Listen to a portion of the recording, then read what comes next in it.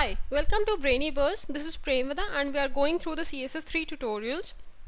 So let's start the 2D transforms.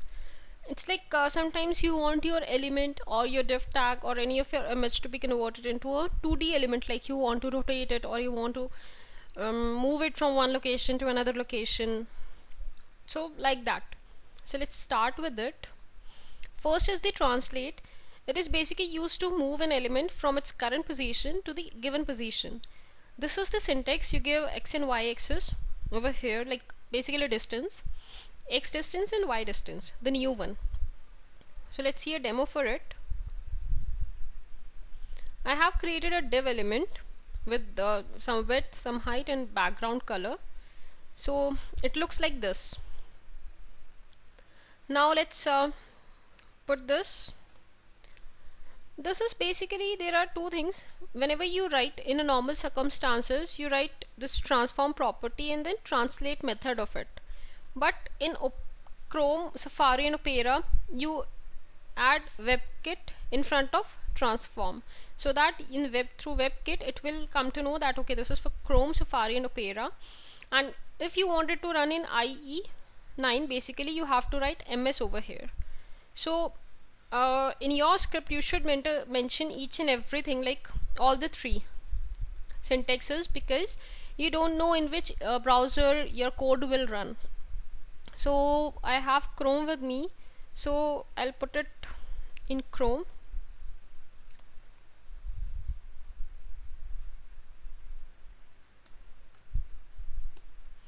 So now I want to translate it to 150 and 100 pixels.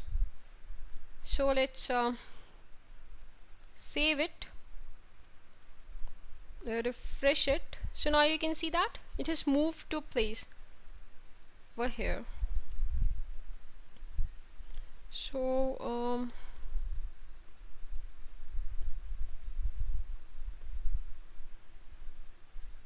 so now you can see that this is the x distance and this is the y distance. Again we have the rotate. This method is basically used to rotate an element clockwise or anti-clockwise. Let's write something on the div tag. Hello. So let's rotate it clockwise. If you want to rotate it anti-clockwise, you have to give a minus sign over here. So minus Chrome, I'll be using the WebKit one.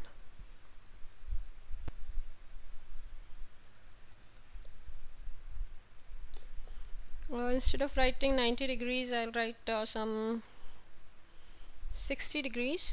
Save it and refresh it. So now you can see that this is at 60 degrees and the uppermost thing is not visible.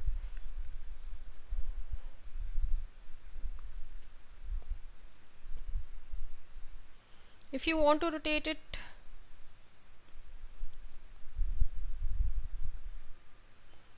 anti-clockwise, save it and refresh it. So now you can see that it has rotated minus 60 degrees. That means the anti-clockwise it is rotated.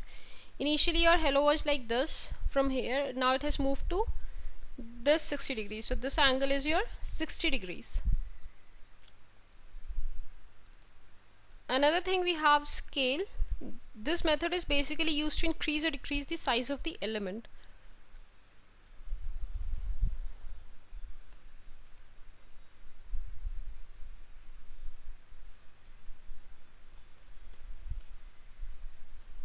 Save it. This is basically like twice you want to increase the size of x dimension and 4 times you want to increase the size of y dimension.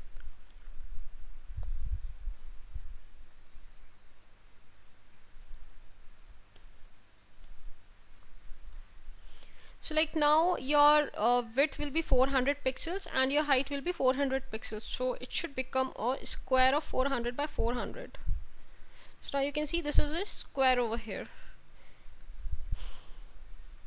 So this thing will basically multiply your original width and height.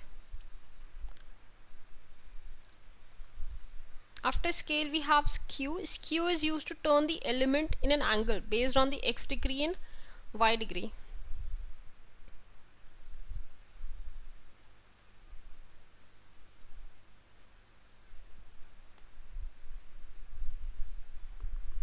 Supposingly I wanted 10 degrees.